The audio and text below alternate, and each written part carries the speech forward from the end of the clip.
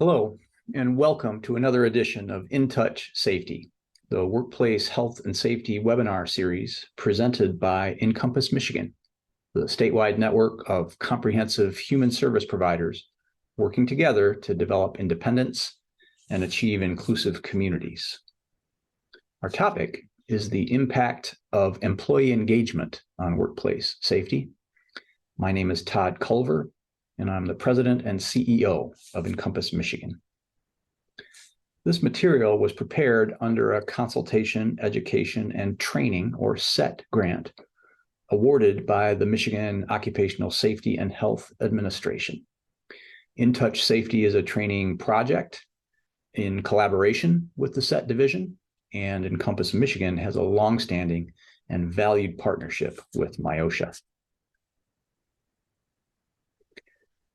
As we talk about safety and employee engagement, we'll review some data that demonstrates declining employee engagement trends, as well as the recent history that we've experienced of increased employee turnover.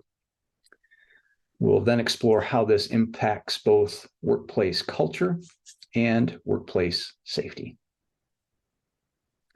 In terms of declining employee engagement and looking at a recent Gallup poll, it shows that after trending upward in recent years, employee engagement in the U.S. saw its first annual decline in a decade, dropping from 36% engaged employees in 2020 to 34% in 2021.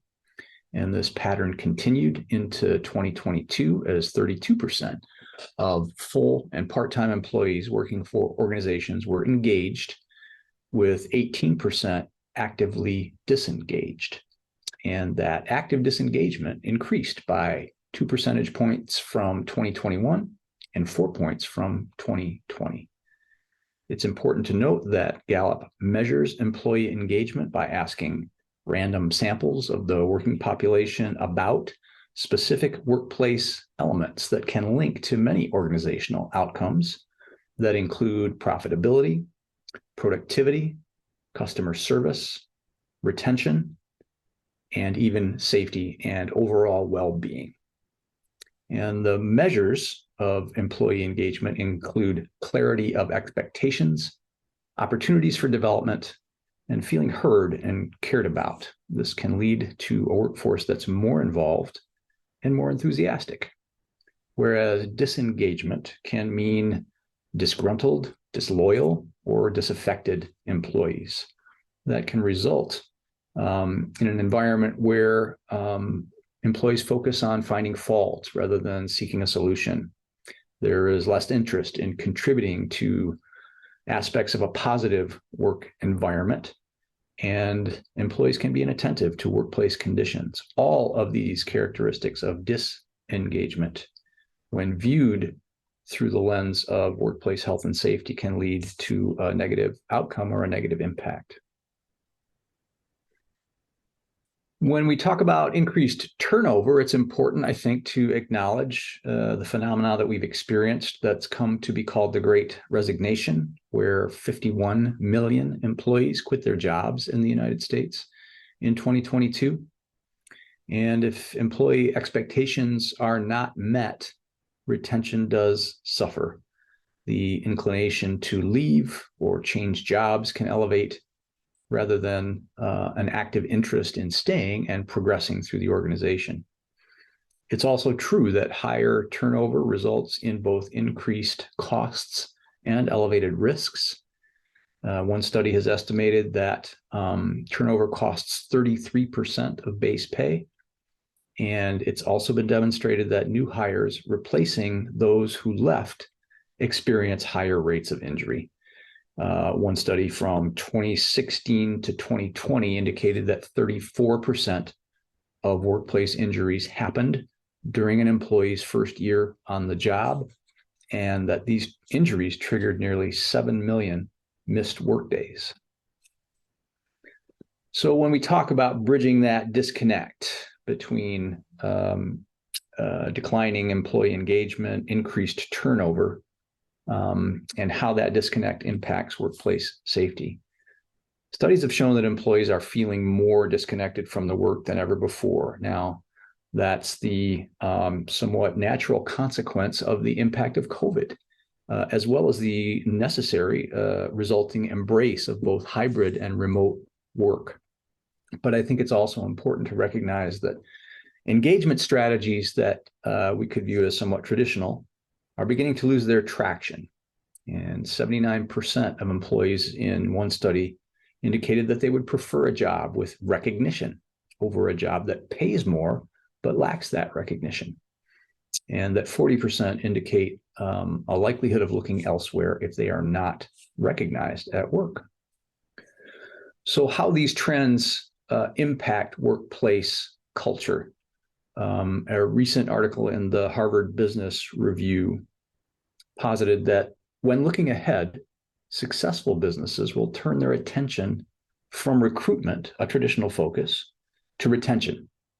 And that those employers who may rise to the top will be those that respond to this new level of employee expectations, such as through encouraging internal talent mobility and training or upskilling, by offering flexible hybrid and remote work options when available, and by providing more effective personal support for employees and managers as they navigate these very dynamically changing times. And if we focus on retention, there are several data sources that demonstrate its value. These are survey results from the Harvard Business Review, but also from Glassdoor, an online recruiting website that allows employees to review employers, as well as Forbes, a business publication. So 71% of employees would quit if another employer offered them a flexible scheduling in a new job. And 36% of employers offered more flexible work in order to stay competitive and attract and retain talent. And this data is pre-pandemic. It's my sense that this has escalated over the last 3 years.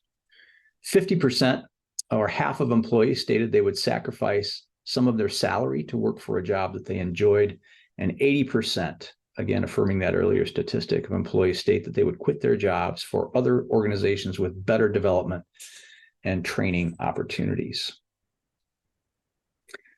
And this starts right away in the workplace culture that we're operating in now. Employees don't develop the premise that these are valued characteristics over time, these characteristics being flexibility, opportunity for development, and meaning in their work. They begin with them.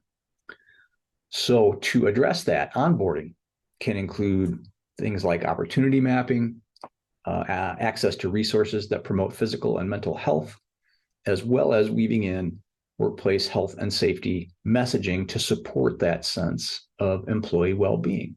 And this can help your organization recognize not just cultural alignment with new employees, but talent. And it can help you recognize that right away. And that can lead to higher retention rates.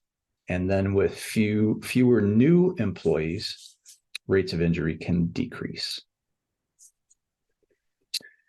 So how do these trends then specifically impact workplace safety? I think it's generally accepted that over time, workplace safety has improved. There have been advancements in technology, for example. There have been improved processes and methods, particularly in the manufacturing sector. And there has been increased regulatory oversight. However, there are two data sources that demonstrates trends that counter that. For example, the Bureau of Labor Statistics has data indicating that injury rates, non-fatal injury rates, have remained static for the last several years. And the National Safety Council has presented data indicating that the number of unreported injuries appears to be increasing. The most recent data actually points to over 4 million unreported injuries. Some labor observers have come to believe that safety has taken a back seat thus far in the post-COVID-19 era, that recovery is the front of mind for so many employers, and justifiably so. right? We are dealing with issues of physical and mental health that are challenging as a result of the pandemic, as well as economic conditions and shifting headwinds that present their own challenges. And again, in this environment, many employers are discovering that traditional approaches are no longer as effective for conditions like employee engagement, and we need to recognize that employers' approach to safety requires adjusting to this new environment of employee expectations and acknowledge the fallout when they're not met, both economic in the costs of turnover, as well as employee well-being, as we recognize that a high percentage of workplace injuries do occur in that first year on the job. What it boils down to is that employees who don't feel appreciated don't stay. And employees who don't stay will not have the opportunity to assimilate safety best practices or be a part of instilling safe behaviors among newer workers to counter that trend of higher injury rates in those early months of tenure. And this is how culture and safety can be inextricably woven together. Businesses should then include safety in the broad framework of employee appreciation. The traditional model that can include simply preaching safety protocols or punishing unsafe behaviors may no longer be effective. Instead, if employers can focus on rewarding employees for demonstrating their knowledge of relevant safety issues, that may be beneficial. And it can also lead to an environment where employees are less likely to underreport.